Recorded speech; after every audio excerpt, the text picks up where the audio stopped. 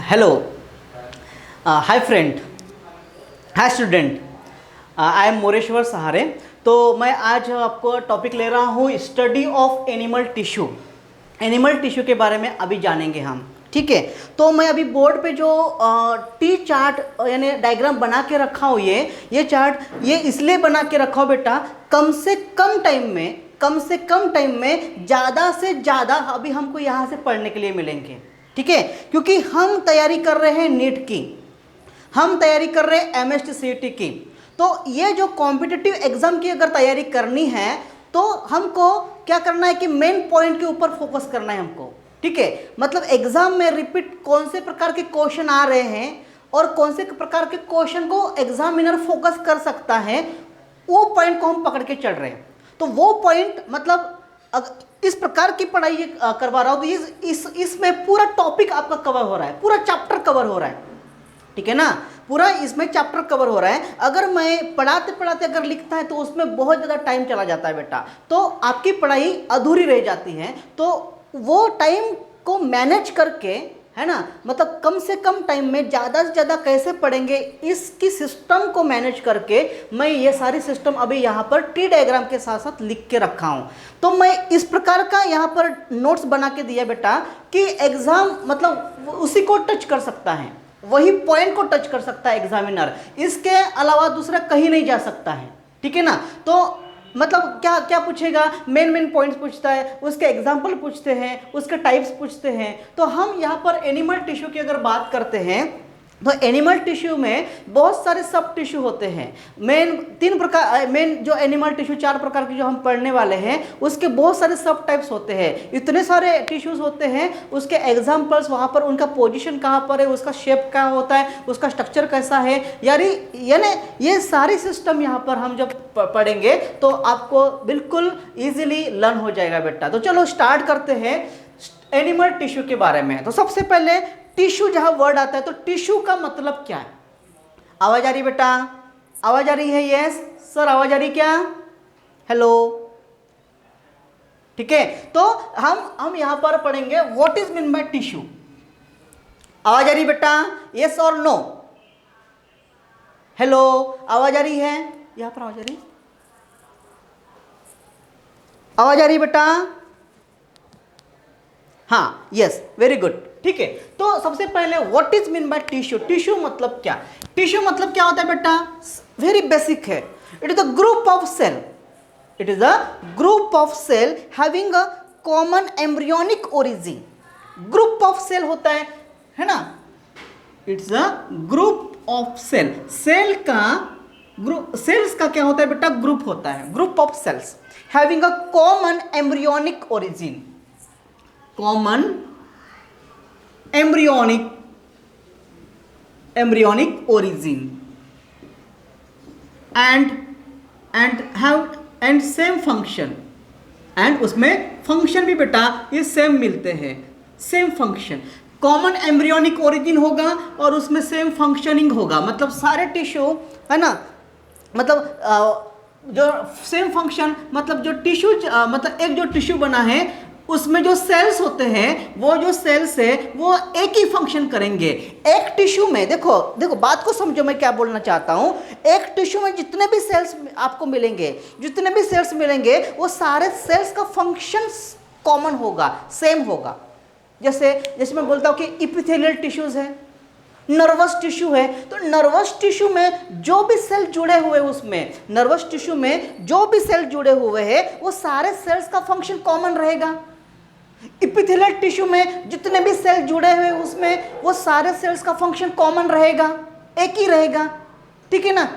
Kidney में जो tissues होते हैं उस टिश्यू में जो भी सेल्स बने होंगे वो सारे सेल्स का फंक्शन सेम रहेगा, कॉमन रहेगा, ठीक है। तो ऐसे different kind of the tissues होंगे, डिफरेंट टिश्यू का डिफरेंट फंक्शन होता है, लेकिन उसमें जुड़ने वाले जो सेल्स होंगे वो सेल्स का फंक्शन ये कॉमन होता है बेटा। एम्ब्रियोनिक सेम ओरिजिन होगा बेटा, ठीक है ना। तो टिश्यू का मतलब समझना, group of the cells, cells का ग्रुप होना और वो सेल्स का कॉमन फंक्शंस रहना, दैट इज कॉल्ड टिश्यू, ठीक है। ब्रेन के टिश्यू, ब्रेन के टिश्यू, वो ब्रेन में जो टिश्यूज बने हैं उस टिश्यू में जो सेल का कलेक्शन आया हुआ है, सारे सेल्स मिलके ब्रेन के टिश्यूज बनाए हुए हैं, तो वो एक ही फंक्शन करेंगे ना, वो सारे सेल्स एक ही फंक्शन करेंगे, वो तो एक्सक्रीशन वाले फंक्शन नहीं करेंगे। ब्रेन के सेल्स एक्सक्रीशन वाले फंक्शन करेंगे क्या? एक्सक्रीशन वाले फंक्शन कौन करेंगे? जो किडनी में जो सेल्स है वो करेंगे, ठीक है ना। तो बात को समझिए बेटा, वेरी सिंपल। तो ये क्या है, आपको टॉपिक का बैकग्राउंड पता होना चाहिए, मतलब क्या बोल रहा हूं मैं उसको आप समझो, ठीक है ना। तो जनरली दो प्रकार के सेल्स हम पढ़े, इससे पहले मैं आपको पढ़ाया था जब हम ऑनलाइन क्लासेस लिए थे बेटा, मैं दो प्रकार के सेल्स पढ़ाया आपको। एक होता है बेटा जर्म सेल्स और दूसरा होता है बेटा सोमैटिक सेल्स, ठीक है ना। हमारे यूकैरियोटिक सेल्स में ह्यूमन बींग्स के सेल्स में दो प्रकार के सेल डिवाइड होते हैं बेटा, एक होता है सोमैटिक सेल्स और दूसरा होता है जर्म सेल्स, ठीक है। सोमैटिक सेल्स मतलब बेटा, सोमैटिक सेल्स यानी रिप्रोडक्टिव सेल को छोड़ के, except the reproductive cells, okay, reproductive cell को छोड़ के, यानी टेस्टिस के सेल, ओवरीज के सेल्स, इस सेल को छोड़ के बाकी जितने भी बॉडी में सेल्स होते हैं, they are said to be that somatic cells, ठीक है।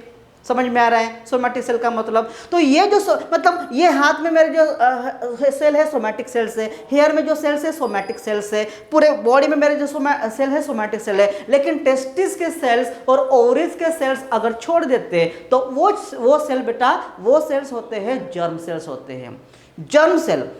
तो होता क्या है कि सोमैटिक सेल्स ऑलवेज डिप्लॉइड्स होते हैं, सोमैटिक सेल्स आर ऑलवेज डिप्लॉइड्स होते हैं। डिप्लॉइड मतलब डबल सेट ऑफ क्रोमोसोम्स होगा उसमें, ठीक है। और एम्ब्रियोनिक मतलब ये जो जर्म सेल्स होते हैं, ये जर्म सेल्स इनिशियली डिप्लॉइड्स होते हैं। टेस्टिस के सेल जो जर्म सेल्स होते हैं इनिशियली डिप्लॉइड्स होते हैं, वो diploid cell lead to the meiotic division and formation the haploid cells, यानी गैमेट्स, ओके। स्पर्मेटोज हुआ, गैमेट ये हैप्लॉइड्स होता है, ठीक है। एग जो होता है, जहाँ पर oogenesis प्रोसेस है, ओवरी में जो oogenesis प्रोसेस होती है उससे जो एग बनता है वो हैप्लॉइड्स होता है। तो ये एग कहाँ से बना बेटा?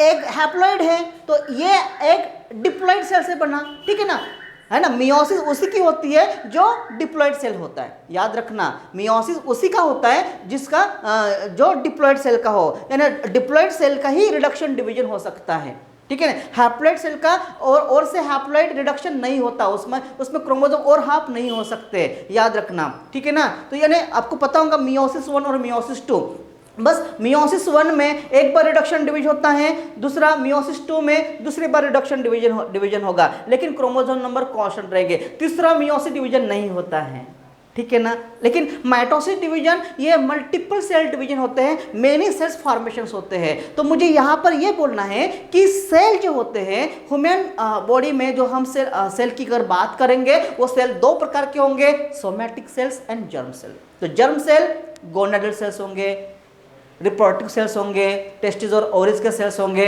जो रिडक्शन डिवीजन करवाते और गैमेट फॉर्मेशन करते। हम बात कर रहे हैं बेटा, हम बात कर रहे हैं सोमैटिक सेल्स की।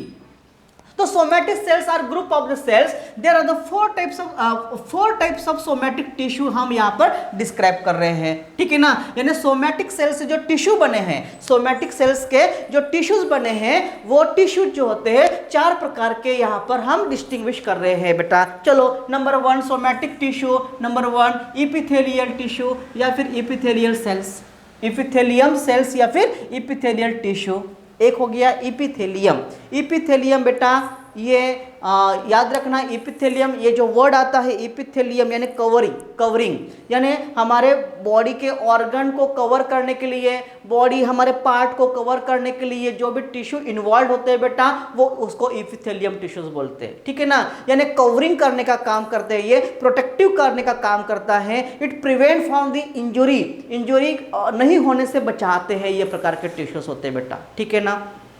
होना चाहिए ना। हमारे ऐसे भी बहुत सारे डेलिकेट ऑर्गन्स होते हैं हमारे बॉडी में, तो ये डेलिकेट ऑर्गन है उसको प्रिवेंट मतलब प्रोटेक्ट करने के लिए एक कंप्लीट एक प्रकार की टिश्यूज होने चाहिए। तो ऐसे प्रकार के जो टिश्यूज होते हैं बेटा जो ऑर्गन को क्या करते हैं बेटा, प्रोटेक्ट करते हैं। तो ऐसे, या फिर देखो अपने स्किन में ये जो मेरी स्किन है, ये स्किन में भी जो टिश्यूज मिलते हैं इसको epithelium tissues, because it is protective, ये प्रोटेक्शन कर रहा है हमारा, इट्स इंटीग्यूमेंट्स है, ये स्किन है, ये स्किन है हमारी बॉडी की इंटीग्यूमेंट्स है, ठीक है, प्रोटेक्शन कर रहा है, ठीक है ना। तो प्रोटेक्शन कर रहा है, मैं अभी आपको यही बोला कि जो प्रोटेक्शन करता है उसमें एपिथेलियम टिश्यूज होते हैं, ठीक है बेटा। तो याद रखना, तो इस प्रकार के एपिथेलियल टिश्यू जो होते हैं ये डिवाइड होते हैं, स्क्वैमस एपिथेलियल टिश्यू बेटा, cuboidal epithelial tissues, columnar epithelium tissues, ciliated epithelial tissues and glandular epithelial tissues. Very important, ठीक है। Simple epithelial tissue, epithelial tissue का पहला टाइप हम देख रहे हैं कि simple epithelial tissue. Simple epithelial tissue के 5 टाइप्स हम यहाँ पर डिस्क्राइब कर रहे हैं। Squamous type of simple epithelial tissue, cuboidal type of simple epithelial tissue, columnar column तैयार करने वाले जो सिंपल इपिथेलियल टिश्यूज होते हैं, सिलिएटेड जो सिलिया फॉर्मेशन करने वाले सिंपल इपिथेलियल टिश्यूज होते हैं, और ग्लैंडुलर जो ग्लैंड्स जिसमें ग्लैंड्स में ये रहने वाले। ग्लैंडुलर का मतलब होता है बेटा सिक्रेशन करने वाले, है ना। The tissues which have the ability to release the particular hormones, ठीक है ना। कोई पर्टिकुलर हार्मोन्स को रिलीज करने के लिए जो टिश्यूज होते हैं उसको ग्लैंडुलर टिश्यूज बोलते हैं, यू नो वेरी वेल, है ना। हाँ, एंडोक्राइन ग्लैंड्स होती है बेटा, ठीक है। Endocrine glands like you know pancreas, ठीक है। एक्सोक्राइन ग्लैंड, ये भी पैनक्रियाज, मतलब पैनक्रियाज जो ड्यूअल ग्लैंड से आपको you know very well, pancreas is a dual gland. हम यहाँ पर देखा पैनक्रियाज की अगर बात करेंगे ना बेटा, पैनक्रियाज बेटा, पैनक्रियाज ये ड्यूअल ग्लैंड्स होता है, ड्यूअल ग्लैंड्स, ओके। एक होता है बेटा उसका पार्ट एंडोक्राइन पार्ट होता है बेटा, और दूसरा होता है बेटा एक्सोक्राइन वाला पार्ट बेटा, एक्सोक्राइन वाला पार्ट याद रखना। एंडोक्राइन ऑलरेडी मैं जब ग्लैंड्स पढ़ाया था, एंडोक्राइन ग्लैंड्स पढ़ाया था, हार्मोन्स पढ़ाया था, तब ये सारी बातें डिस्कस कर चुका था मैं बेटा, ठीक है। तो एक बार और मैं आपको बताता हूँ कि पैनक्रियाज ये ड्यूअल ग्लैंड्स होती हैं, एक एंडोक्राइन पार्ट होता है पैनक्रियाज का, एक्सोक्राइन पार्ट होता है। Endocrine part of the pancreas को आइसलेट ऑफ लैंगरहैंस बोलते हैं, क्या बेटा, islet of Langerhans. The endocrine part of the pancreas is called as islet of Langerhans, okay. और आइसलेट ऑफ लैंगरहैंस के 3 सेल्स होते हैं बेटा, there are the 3 types of cells in islet of Langerhans of the pancreas. और 3 प्रकार के cells कौन से बेटा, like alpha cell, beta cell और डेल सेल, ठीक है ना। तो alpha cell release the glucagon, ये जो एक हार्मोन है ग्लूकागॉन रिलीज करता है बेटा। Beta cell release the insulin, you know very well about this, insulin. और डेल सेल बेटा सोमैटोस्टानिन, ये एक प्रकार का हार्मोन रिलीज करता है बेटा। Glucagon which help to increase the glucose, ठीक है। ब्लड में ग्लूकोज एनहांस करने के लिए काम करता है, ग्लूकोज को बढ़ावा देने के लिए काम करता है बेटा।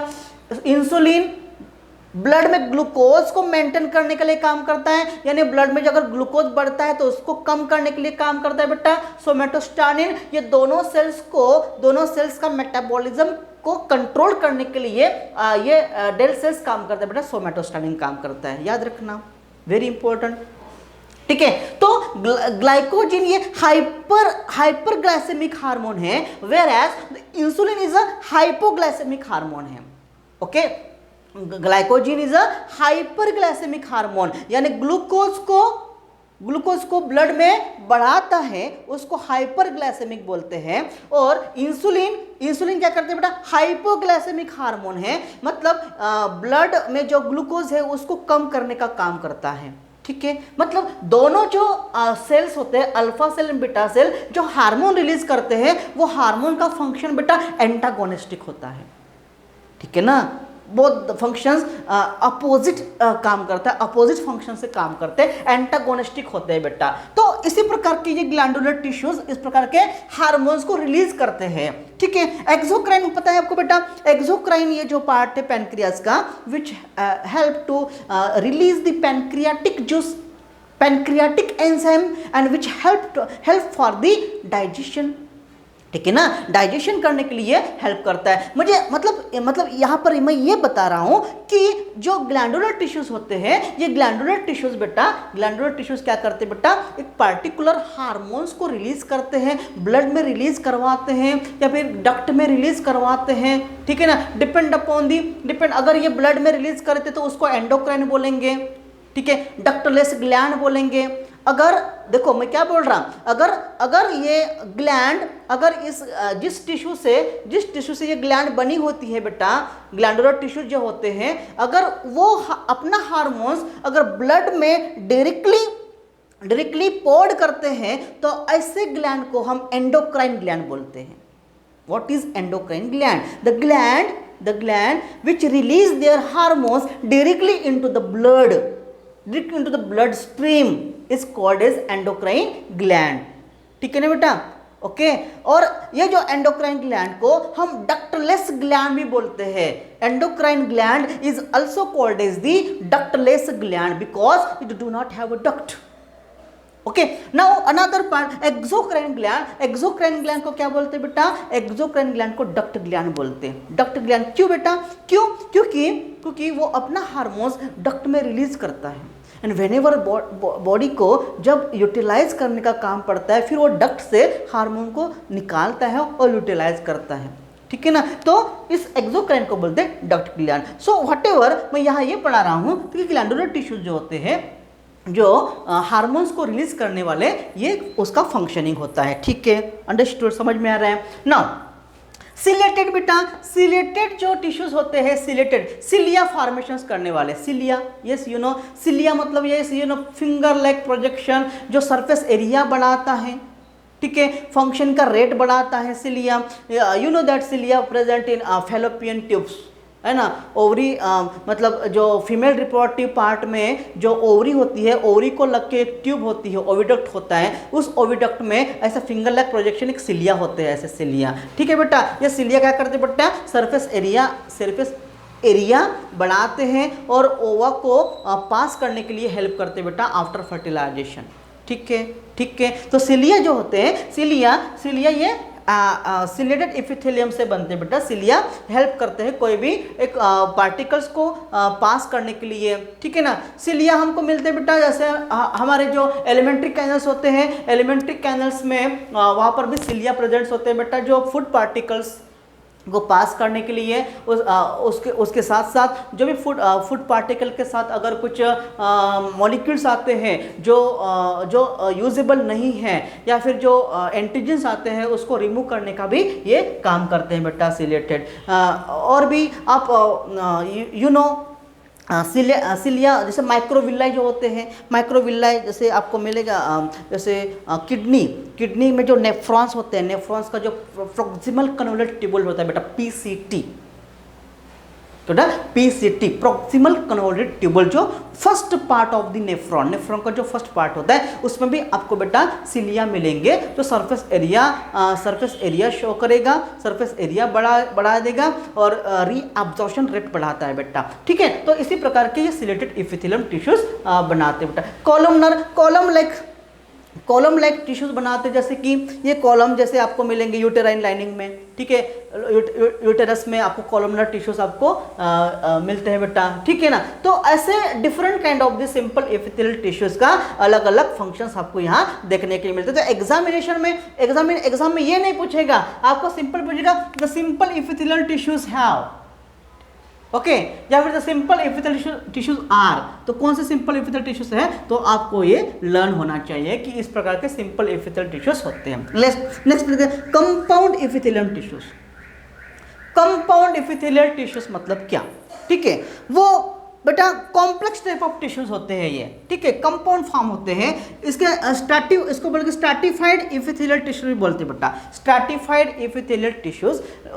जनरली ये कहाँ पर होते हैं बेटा, lower most layer is based on the basement membrane, lower most मतलब नीचे वाले हिस्से में ये होते हैं, और उसको बोलते हैं बेटा stratum germinativum. What the name? Stratum जर्मिनेटिवम।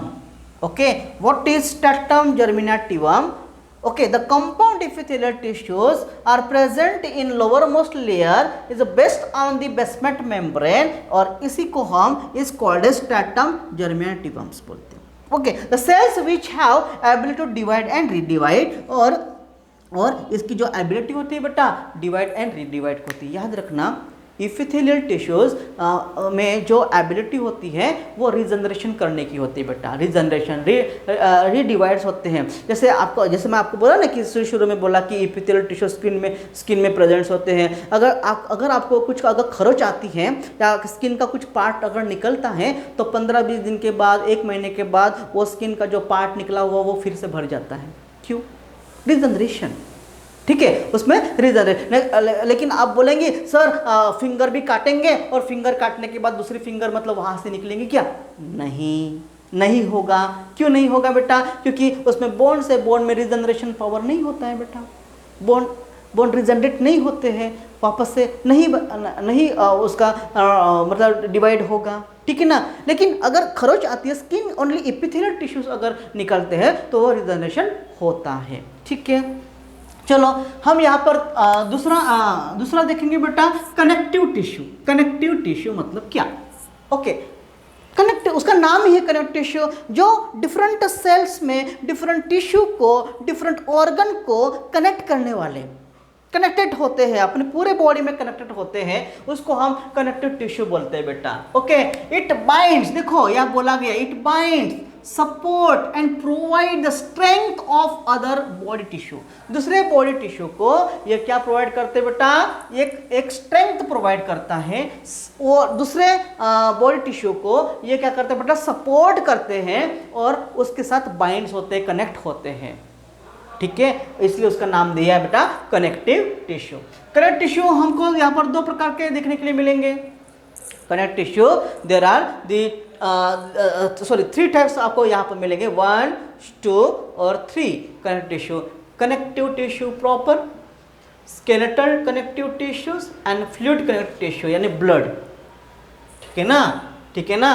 Connective tissue proper, connective tissue proper, skeletal tissue and fluid connective tissue. Very IMP। और एक होता है बेटा कनेक्टिव टिश्यू में areolar connective tissue. Areolar connective tissue, तो एरियोलर कनेक्टिव टिश्यूज हमको कहाँ मिलते हैं बेटा? Areolar connective tissue they are found in below the skin. Very IMP, very IMP, याद रखना इसको। एरियोलर कनेक्टिव टिश्यूज है ना, which are found in the below the skin and muscles and bones. ठीक है ना, बोन्स में भी हमको मिलते हैं एरियोलर कनेक्टिव टिश्यूज, बोन्स में भी मिलते हैं हमको, और स्किन के नीचे ये एरियोलर कनेक्टिव टिश्यूज हमको देखने के लिए मिलेंगे बेटा। अंडरस्टूड? समझ में आ गया? बिल्कुल इजी है। ठीक है, चलो तो इस टिश्यू के 2 फाइबर्स हमको दिखने के लिए मिलेंगे। There are the 2 fibres, okay, white fibres and yellow fibres. कौन थे बेटा? White fibres and yellow fibre. White fibre unbranched होते हैं, अनब्रांच्ड। ओके, उसमें कोलेजिन नाम का प्रोटीन्स होता है बेटा। ठीक है, बहुत बार क्वेश्चन पूछा गया इसके बारे में, आप बिल्कुल इसको ध्यान से पढ़िए। ठीक है ना। White 2 fibres, areolar connective tissue के 2 फाइबर्स हमको यहाँ देखने के लिए मिलते हैं बेटा। एक होता है व्हाइट फाइबर्स और दूसरा होता है येलो फाइबर्स। तो व्हाइट फाइबर ये अनब्रांच्ड होता है and which also it is also called as the collagen fibres. इसको हम कोलेजिन फाइबर भी बोलते हैं बेटा, collagen fibre. Collagen, what the name of the collagen? Because of the presence of collagen proteins. उसमें कोलेजिन प्रोटीन्स होने की वजह से उसको हम कोलेजिन फाइबर्स बोलते हैं बेटा। नाउ येलो जो फाइबर्स होते हैं बेटा, ये बहुत ही कम होते हैं as compare to the white fibres से। व्हाइट फाइबर्स की अगर कंपैरिजन करते हैं हम, तो येलो जो फाइबर्स होते हैं बेटा ये बहुत ही कम होते हैं। ठीक है ना बेटा। और ये सिलेंडर्स होते हैं, सिलेंडर्स होंगे, थिन्स होंगे।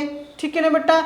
और ये सिंगली अरेंज होते हैं, this is a very important point, this are the singly arrange होता है। और इसमें जो प्रोटीन होता है बेटा, उस प्रोटीन का नाम है elastin protein. They have the protein is called elastin protein बोलते हैं हम उसको। क्या बोलते हैं बेटा? इलास्टिन प्रोटीन बोलते हैं। ठीक है, समझ में आ गया? हम क्या पढ़ रहे हैं? हम क्या पढ़ रहे हैं? हम पढ़ रहे हैं एरियोलर कनेक्टिव टिश्यू का पार्ट, एरियोलर कनेक्टिव टिश्यू। ठीक है ना। एरियोलर कनेक्टिव टिश्यू में हम यहाँ पर फाइबर्स पढ़ रहे हैं बेटा। फाइबर्स में हम वाइट और येलो फाइबर्स पढ़ रहे हैं। आपको याद रखना है, white fibers have collagen fibers whereas the yellow fibers have elastin protein। यानी कोलेजन प्रोटीन्स व्हाइट फाइबर्स में मिलेगा, येलो फाइबर में आपको इलास्टिन प्रोटीन्स मिलेगा बेटा। ठीक है, ठीक है, चलो आगे बढ़ते हैं। तो इसी कनेक्टिव टिश्यू में आपको 4 प्रकार के सेल्स आपको दिखने के लिए मिलेंगे बेटा। Fibroblast, mast cell, macrophages and adipocytes. You know, आपकी इम्यूनिटी जो सिस्टम बढ़ती है ना, इम्यूनिटी के लिए ये पार्टिसिपेट करते हैं, है ना। हमारी जो रोग प्रतिकार शक्ति को बढ़ावा देने के लिए ये सेल्स पार्टिसिपेट करते हैं। आपको पता है, जैसे कि ये फाइब्रोब्लास्ट होते हैं, आपको कॉम्प्लीमेंट्री रिएक्शन पता होगा, कॉम्प्लीमेंट्री रिएक्शंस। ठीक है, ओके। हिस्टामाइन प्रॉपर्टी पता होगा, हिस्टामाइन प्रॉपर्टी। ठीक है, इन्फ्लेमेटरी रिएक्शन पता होगा आपको, इन्फ्लेमेटरी रिएक्शन। यानी मैं आपको ये बोल रहा हूँ कि अगर आपके यहाँ अगर मधुमक्खी काटती हैं आप स्किन को, या कोई भी एक इंसेक्ट काटता है, या कोई मधुमक्खी काटती है, तो मधुमक्खी क्या करती है बेटा? वो अपना जो केमिकल जो होता है, अपना एसिड है, वो एसिड डिपॉजिट कर देती है स्किन में। ठीक है, ठीक है, स्किन में डिपॉजिट कर दिया एसिड, तो वो तो एसिड दो एंटीजन है, मतलब बाहर का पार्टिकल है, वो हमारे स्किन में आ गया, हमारे बॉडी में आ गया बेटा। ठीक है, तो उसको हटाने के लिए मास्ट सेल स्टिमुलेट हो जाता है, क्योंकि स्किन के नीचे क्या है बेटा? Mast cell. ओके, तो मास्ट सेल रिलीज करता है क्या? हिस्टामाइन, प्रोस्टाग्लैंडिन्स नाम के जो हार्मोन्स है, हिस्टामाइन प्रोस्टाग्लैंडिन नाम के हार्मोन्स रिलीज करता है। और ये हार्मोन्स बेटा वैसो डायलेटर्स होते हैं, वैसो कंस्ट्रिक्टर होते हैं। तो ये क्या करता है? ब्लड का फ्लो वहाँ पर बढ़ाएगा, ब्लड का फ्लो ज़्यादा बढ़ेगा। जैसे यहाँ पर मधुमक्खी काटी तो यहाँ पर ब्लड का फ्लो बढ़ाएगा, और ब्लड के फ्लो बढ़ाने के बाद ब्लड के साथ सेल्स आएंगे, टिश्यूज आएंगे, और उस जो भी एसिड है उसको रिमूव करने की कोशिश करेंगे। ठीक है ना। अगर हम हॉस्पिटल भी अगर नहीं जाते हैं तो भी ऑटोमेटिक वो एसिड रिमूव करने की प्रोसेस हमारे बॉडी में, हमारे स्किन में चलती है। लेकिन हम हॉस्पिटल में डॉक्टर के पास इसलिए जाते हैं कि जल्दी से जल्दी वो रिकवर हो जाए।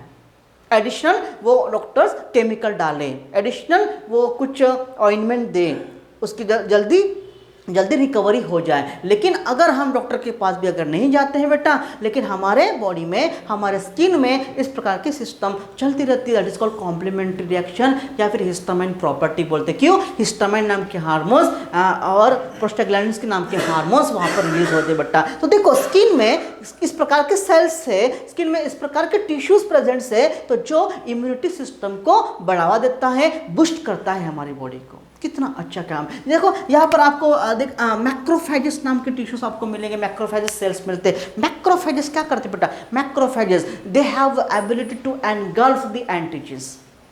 मैक्रोफेजेस, ओके ना, एनगल्फ करना। कोई एंटीजेंस आता है हमारे स्किन में या फिर हमारे बॉडी में, अगर हमारे ब्लड में कोई एंटीजेंस है तो उस एंटीजेंस को, वो एक्स्ट्रा सेल्स को खाने का काम ये करता है। That is called endocytosis. आप you know very well about the neutrophils and monocytes. Neutrophils, monocytes के बारे में आपको पता होगा। न्यूट्रोफिल्स, मोनोसाइट्स, ये जो सेल्स है, ये लुकोसाइट्स जो होते हैं, ये लुकोसाइट्स से बेटा क्या काम करते हैं? मैक्रोफेजेस का काम करता है एनगल्फ करने का। यानी एंटीजेंस जो आते हैं ब्लड में, मतलब बाहर के पार्टिकल जो आते हैं, उनको रिमूव करने का काम, उनको खाने का काम, सेल को डाइजेस्ट करने का काम करते हैं बेटा। उसको बोलते हैं एंडोसाइटोसिस। मतलब क्या कर रहे हैं? मतलब ये कर रहे हैं कि इम्यूनिटी को बढ़ावा दे रहे, इम्यूनिटी पावर को बढ़ा रहा है। ठीक है ना, ये पॉइंट याद रखना। ठीक है बेटा, चलो आगे बढ़ते हैं। और भी हमारे यहाँ पर से मिलते हैं एडिपोसाइड्स। एडिपोसाइड्स एडिपोज, यहाँ बायोलॉजी की दुनिया में जब एडिपोज नाम का अगर वर्ड आता है तो समझना वहाँ पर have the ability to store the fats. Fat को स्टोर करने की एबिलिटी जिस टिश्यूज में होती है, जिस सेल्स में होती है, समझना वो एडिपोज होते हैं। ठीक है बेटा, हम डिस्कस करेंगे एडिपोज कनेक्टिव टिश्यूज के बारे में। Now we are going to see about the adipose connective tissue. Adipose tissues यहाँ पर हमको दो प्रकार के मिलेंगे बेटा, white adipose tissues and brown adipose tissues. ठीक है, ठीक है। White adipose tissue generally found in adult. Adult में हमको सबसे ज़्यादा वाइट एडिपोस टिश्यूज हमको देखने के लिए। एडिपोस का टिश्यू मैं आपको मतलब समझा के दिया आपको। एडिपोस टिश्यूज का मतलब क्या होता है बेटा? एडिपोस का मतलब होता है they have the ability to store the fat. Fat को स्टोर करने की कैपेसिटी। याद रखना, in female they have a more adipose tissue as compare to male. Okay, male से अगर फीमेल का अगर कंपेयर करते हैं तो फीमेल में हमको बहुत ज़्यादा एडिपोस टिश्यूज हमको मिलते हैं। फीमेल के ब्रेस्ट में, है ना, फीमेल के ब्रेस्ट अगर हम देखते हैं कि वो स्पंजी रहते हैं, स्मूथ रहते हैं, because of the large amount of adipose tissues वहाँ पर हमको मिलते हैं। इसलिए ब्रेस्ट जो होते हैं वो स्मूथ रहते हैं, है ना, उसमें